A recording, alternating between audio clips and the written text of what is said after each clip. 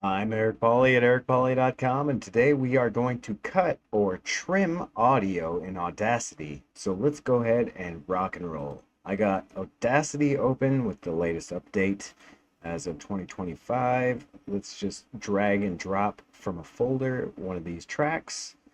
And what do we got here? So what do we want to do? We want to be able to trim off a piece so we can scroll back and forth. What you do is with the select mode selected, you can select a section of your song or track and hit the delete key, and that will delete that part of the track.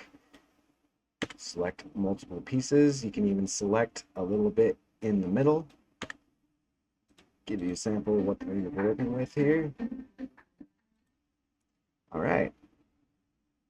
That's how you cut or trim some audio in Audacity in 80 seconds. I've been Eric Polley. You've been you. I'll see you on the next one.